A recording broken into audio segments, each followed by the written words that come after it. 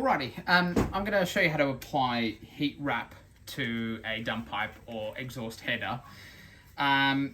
It's pretty straightforward, but you just have to have a couple of tools. So just fine nose pliers with the ability to snip because we've got metal cable ties, and bucket of water, and safety squints that I thought were on my head. They're recommended. Mainly because the product is a fiberglass type of thing, which is why it's probably not half a bad idea to wear gloves. Now, starting with the bucket of water, you just soak the wrap in there because it makes it more malleable and also allows you for a really tight wrap. I've coated the dump pipe and the up pipe with ceramic coat, even the DIY stuff, because wrapping a wet thing around there in my mind just makes me think it's going to rust, which it probably does. So anyways, that's what I've done to get around it. If you've got another opinion or a better way of doing it, let me know, or don't. Starting off, this is what the wrap looks like. The wraps themselves actually do say on the back of the packaging how many feet or meters or whatever per foot. So it's like fairly certain with this particular one, it's like 1.1 meters per foot. So you can actually work out how much you're going to need, because it is sort of, it's not exactly cheap. I think I paid $70 for this roll here. All for fun and games, I guess. Okay, so this is the dump pipe. I've given it a bit of a wipe down just so I don't trap anything in there. Some videos to teach how to do this suggest having a friend to help you. I'm sure that would be very nice. It's just me here today, so that's all right.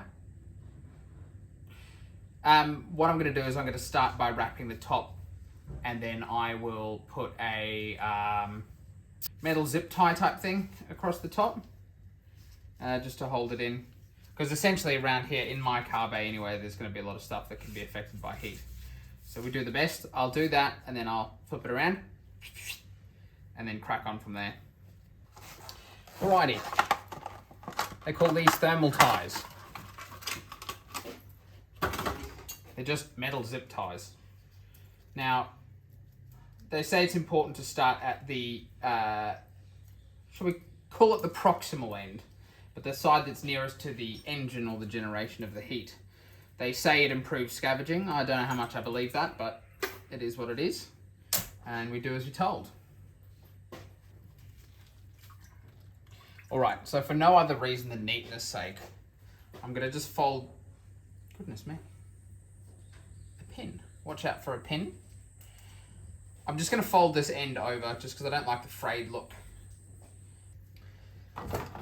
Okay, so once you figure out how the, what do we call it? The locking tie, flame-proof locking tie works, you can start to tighten it down using a twisting fashion. Is probably the easiest way to do it. All right, I'm not going to cut this off yet because I'm not entirely satisfied that it's on there tight enough, but we'll keep going nevertheless. So this product recommends a 1/4 inch overlap, which I'd recommend following because otherwise you might end up running out. That'll make everyone cry.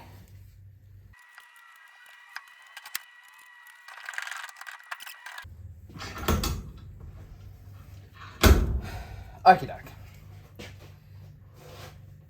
That would have been easier with somebody else.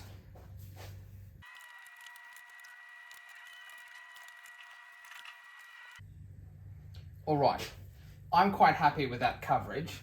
I don't think I'm going to need too much more. From memory, there's nothing that low down towards the ground that is susceptible to heat. So I'm going to cut this off here.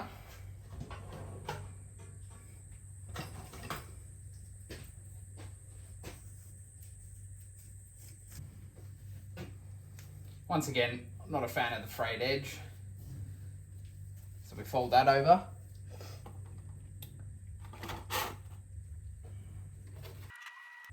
So just with my thumb, I'm putting pressure on the wrap as I begin to tighten this up. My hands are wet and slippery, so I'll just use this. Okay, using that same rolling method, I'm now going to tighten the living hell out of this.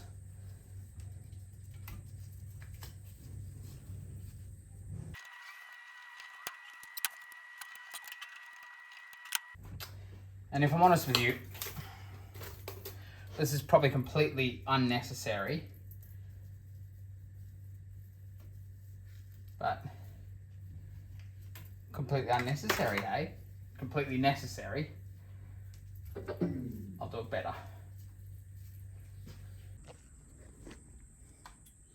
All right, so just to show you what I meant, so once it's cut off there, you fold inwards like so, and you can actually tighten that up and go again. And then she sits there nice and tight like. And feel free to neaten that up.